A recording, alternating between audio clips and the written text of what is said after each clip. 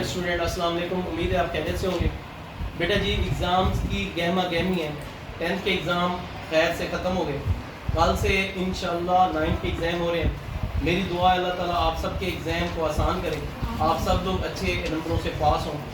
तो बेटा जी, आज के दिन मैंने अपनी दौरान तालीम जो काविशें और जिस तरह से अपनी एफर्ट्स को यूटिलाइज़ किया था कि how to get good marks in annual exam the paper, आज उसका एक तशरीह, उसकी एलेबोरेशन या उसकी आज मैं डिस्क्रिप्शन आपको दे रहा हूँ। वेरी शॉर्ट टाइम में हम कैसे फुल प्रिपेयर करेंगे 9th class English paper 2025।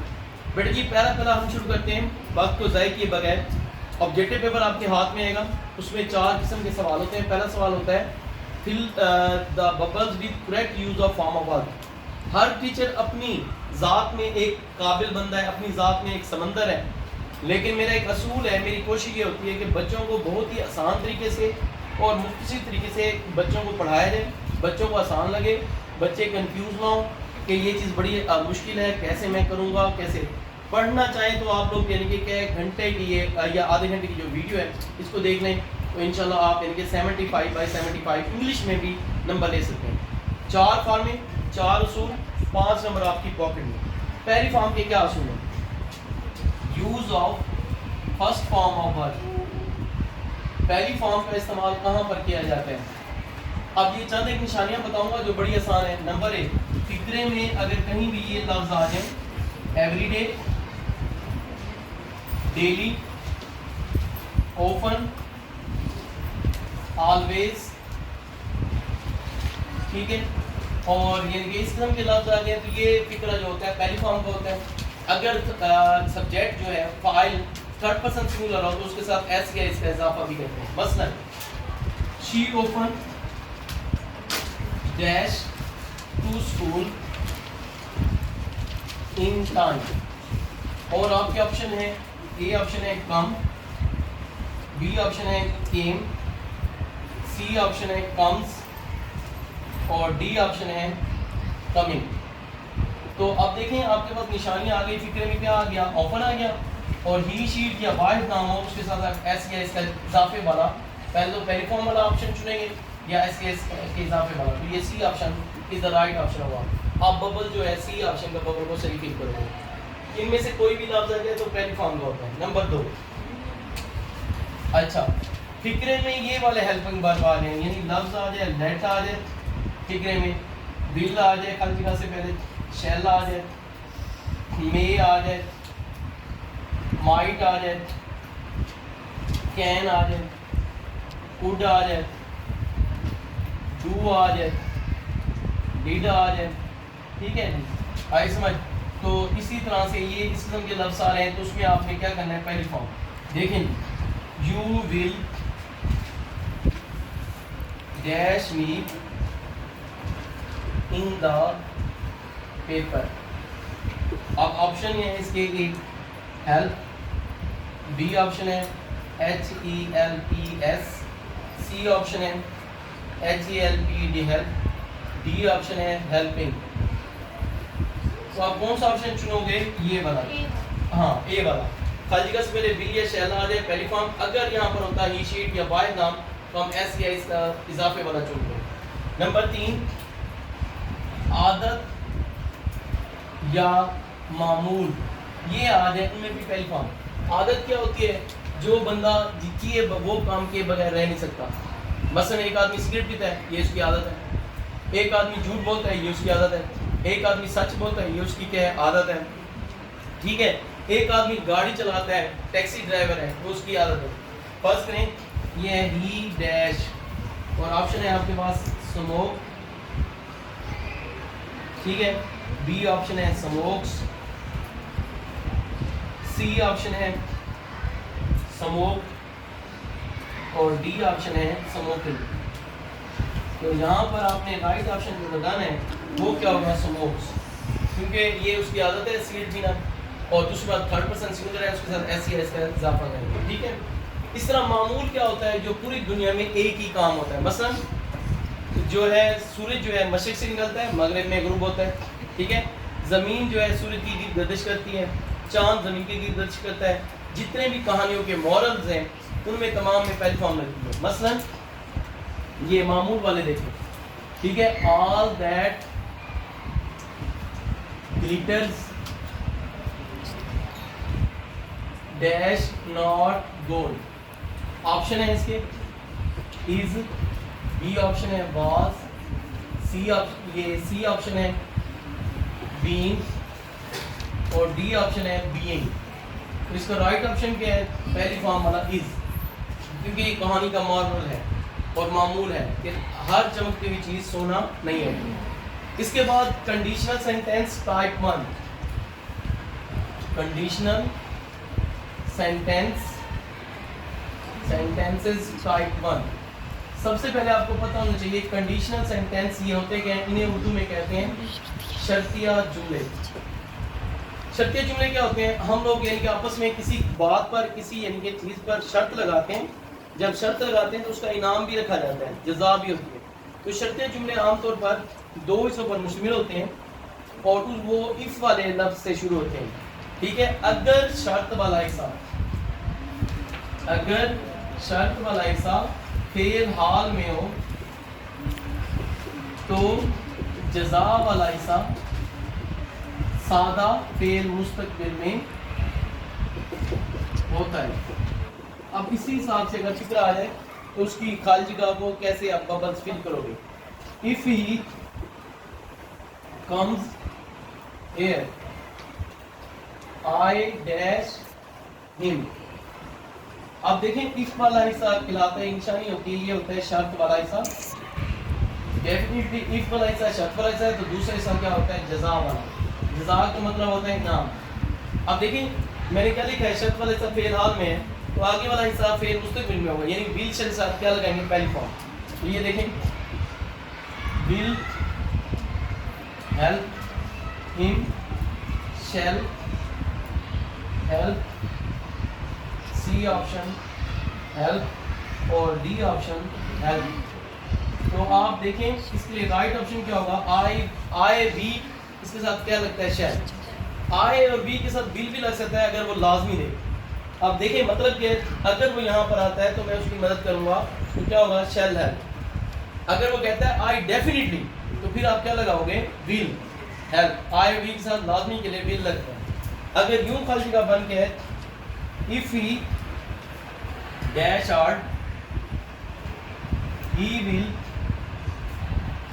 Gate good marks. अब देखें आपको पता होना चाहिए इफ वाला हिस्सा तो ये हो गया शर्त वाला हिस्सा, ठीक है, और ये हो गया उसका जज़ा वाला हिस्सा। अब देखें हमें कैसे पता चल रहा है? जज़ा वाले हिस्से में विल शैल के साथ पहली फॉर्म है तो ऑटोमेटिकली इधर क्या होगी? सिर्फ पहली फॉर्म। तो अब ये देखें इफ ही ऑप्शन है इसके वर्क, बी ऑप्शन है वर्क्स, सी ऑप्शन है वर्क और डी ऑप्शन है वर्किंग। तो राइट ऑप्शन क्या होगा इसका? बी, पहली फॉर्म वाला, उसके साथ एस एस का इजाफा, क्योंकि सब्जेक्ट क्या है? ही शी इट या वाहिद नाम। इसके अलावा पहली फॉर्म के कोई इतने खास कोई असूल नहीं है, ठीक है।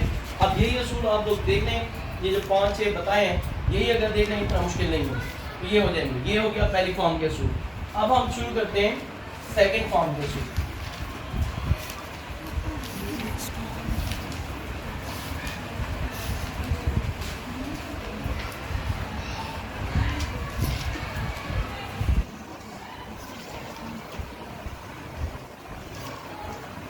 मानो जब मैं सेकंड फॉर्म ऑफ वर्ड, इसका इस्तेमाल कहाँ पर होता है? जब फिक्रे में नंबर 1 ये लफ्ज हो, ago, before, yesterday, previous, the previous day, last day, last night, last week, last year, ठीक है। ये सारे लफ्ज हैं। आई समझ तो आपने क्या लगानी? Second form. देखें जी, शी डैश ईयर यस्टरडे। अब देखें लफ्ज यस्टरडे आ गया, आपके पास ऑप्शन है ये go B option, went C option, going और डी ऑप्शन क्या है गॉन। अब देखें लफ्ज यस्टरडे आ गया सेकंड फॉर्म यूज हो गया। अगर इस किस्म के कोई भी लफ्ज आ जाए प्रीवियस डे एगो बिफोर आ जाए सेकंड फॉर्म। नंबर 2 जहाँ फिक्रे में लफ्ज आए अकेला ये लफ्ज ना हो देन हो लफ्ज THEN तो आपने क्या करना है सेकंड फॉर्म इस्तेमाल करनी है। ठीक है तो you dash a letter then option है इसके write, B option wrote, C option written और डी ऑप्शन राइटिंग। अब देखें इनमें से कोई लफ्ज नहीं था, ना एगो है, ना बिफोर है, ना यस्टरडे है, प्रीवियस डे, लास्ट टाइम, कुछ भी नहीं है। लेकिन लफ्ज क्या आया है देन, तो आप क्या करेंगे सेकंड फॉर्म ऑफ वर्ब इस्तेमाल करेंगे। You wrote a letter then. Number 3 जब फिक्रे में फेल का वक्त दिया गया हो, जब फिक्रे में फेल का वक्त दिया गया हो कि आपने कोई काम किया है कब किया है, उसमें भी आपकी क्या लगेगी सेकंड फॉर्म। मसलन we dash a hockey match on Sunday. ठीक है जी, हमने इतवार को हॉकी मैच खेला। अब मैच खेलने का वक्त बता दिया है, सुबह खेला, शाम को खेला, इतवार को खेला, हफ्ते को खेला, वक्त बता दिया, उसमें भी second form. Play B option played, C option playing और डी ऑप्शन हैड प्लेड। तो अब देखिए फेल का वक्त दिया गया है तो इसमें second form of verb use हो। ठीक है आई समझ। अच्छा जब फिक्रों में 2 कामों का जिक्र हो। नंबर 4 जब फिक्रे में 2 कामों का जिक्र हो। अच्छा 2 कामों का जिक्र कैसे होता है? जब मैं स्टेशन पर पहुंचा, गाड़ी जा चुकी थी, तो स्टेशन पर पहुंचने है और गाड़ी का जाना है, तो जो काम पहले होगा उसका तर्जमा तो आप करेंगे पास्ट परफेक्ट में, यानी had plus third form of verb, और जो काम बाद में होगा उसको आप करेंगे सेकंड फॉर्म में। देखें लिखते हैं जब मैं, ठीक है जी, वहां पहुंचा तो गाड़ी जा चुकी थी। अब देखें ये गाड़ी पहले चली गई है, ये काम क्या हुआ है पहले, ये काम पहले हुआ है। जो काम पहले हुआ है उसको तर्जुमा आप करेंगे पास्ट परफेक्ट में, और जो काम बाद में हुआ है, जो काम बाद में हुआ है उसका तर्जुमा आप करेंगे पास्ट इंडेफिनिट में, यानी सेकंड फॉर्म। उसको भी देख लें। अब ये 2 तरह से बन सकता है। The train dash when I reached the station. तो देखिए निशानी क्या है इंग्लिश फिक्रों में, तो देखिए व्हेन के साथ क्या है दूसरी फॉर्म है, तो यानी कि ये जो है दूसरी फॉर्म वाला है, और पहला एक क्या होगा पास्ट परफेक्ट में। ऑप्शन क्या होंगे? Go, B went, C had gone और डी ऑप्शन गोइंग। अच्छा जी, तो आप किस पर फील करोगे? Had gone. अगर यूं आ जाए फिक्रा, the train had gone when I dash the station. आप देखें ये निशानी है, ये हैड के साथ क्या आई है थर्ड फॉर्म, तो आप दूसरे से में क्या करनी है सेकंड फॉर्म।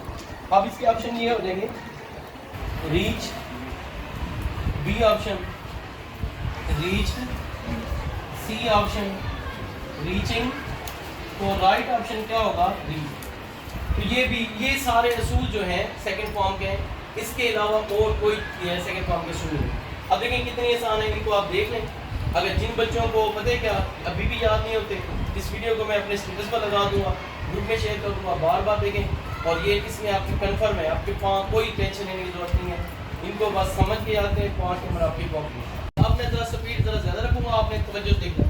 जब खाली जगह से पहले ये लफ्ज़ हैं has, have, had, will have,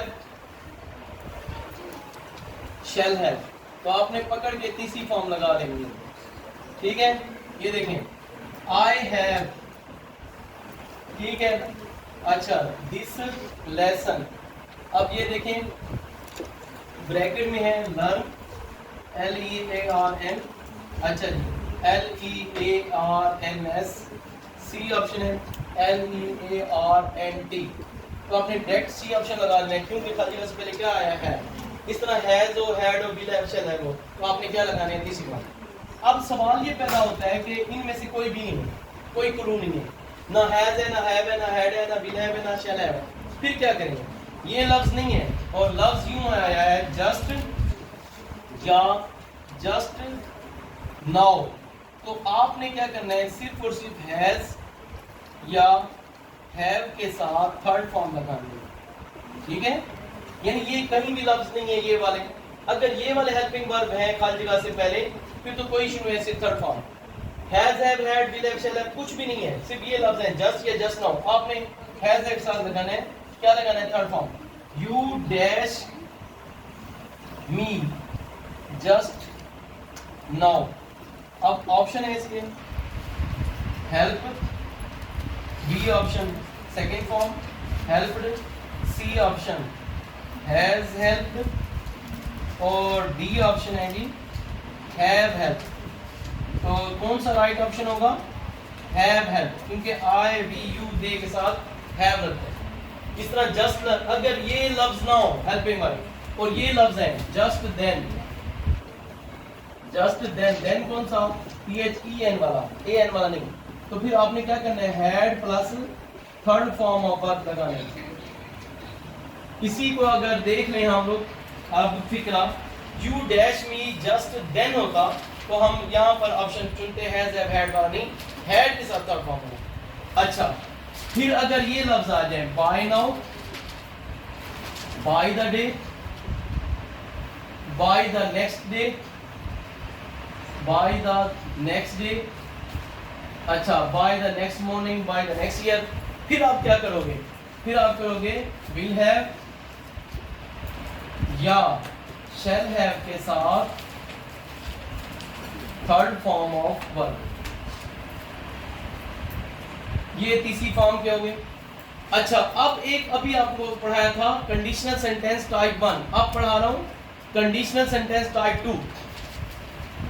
conditional sentence शर्तिया जुमले टाइप 2, ये क्या होते हैं, ये होता है शर्त वाला हिस्सा फेल माजी में होता है, और जज़ा वाले हिस्से में हम लगाते हैं वुड हैव या माइट हैव के साथ तीसरी फॉर्म। मसलन अभी बच्ची कह रही थी, जैसे फिक्रा यूं है, if he had work hard, या अकेला वर्क हार्ड हो, इफ ही वर्क हार्ड तो क्या आएगा, ही, अच्छा जी, द फर्स्ट पोजीशन। अब तो पहले आपको ये पता चल गया निशानी, इफ वाला हिस्सा क्या होता है, शर्त वाला हिस्सा, अगला हिस्सा जज़ा, शर्त वाला हिस्सा फेल माजी में, तो अगले हिस्से में हमने ऑप्शन चुनने हैं माइट हैव या वुड हैव के साथ तीसरी फॉर्म। इधर देखें, pass B, past C, might have या वुड हैव पास्ट, सॉरी ये पास्ट द फर्स्ट, चले ठीक है ये भी सही है, तो ये वाला ऑप्शन होगा। वैसे हमें गेट लिखना चाहिए था, गॉड, ठीक है ना। अगर उसने सख्त मेहनत की होती तो वो फर्स्ट पोजीशन को पास कर लेता। अगर यूं आ जाए if he dash hard, he might have या would have pass the first position, तो आप इस हिस्से में क्या लगाओगे, सेकंड फॉर्म या है के साथ थर्ड फॉर्म। दोबारा दो कामों के जिक्र वाले फिक्रे, जब मैं घर पहुंचा तो वो खाना खा चुकी थी। अब देखें ये भी दो कामों का जिक्र है। जब यानी जो काम पहला हुआ उसका तर्जुमा किस में करेंगे, हैड प्लस थर्ड फॉर्म में, हैड प्लस थर्ड फॉर्म, खाना पहले खा लिया उसने, जब मैं बाद में घर पहुंचा, इसमें क्या आएगा सेकंड फॉर्म। इसी तरह से यूं भी आ सकता है, जब मैं वहां पहुंचा, घर पहुंचा, वो खाना खा रही थी, तो फिर क्या आएगा, एक हिस्से में वाज या वर के साथ आईएनजी वाली फॉर्म, दूसरे में क्या आएगी सेकंड फॉर्म। इसके अलावा थर्ड फॉर्म के कोई उसूल नहीं है। अब जल्दी से हम फोर्थ फॉर्म ऑफ वर्ब इधर देखेंगे। फोर्थ फॉर्म ऑफ वर्ब के उसूल बहुत ही आसान है। फिक्रे में खाली जगह से पहले ये आ जाए, is, am, are, was, were, will be या शैल बी। तो आपने पकड़ के चौथी फॉर्म लगा दी। अच्छा भी, इट विल बी डैश सून। अब ऑप्शन है आपकी रेन, बी ऑप्शन है रेन्स, सी ऑप्शन है RAINED रेन दूसरी फॉर्म, और डी ऑप्शन है रेनिंग।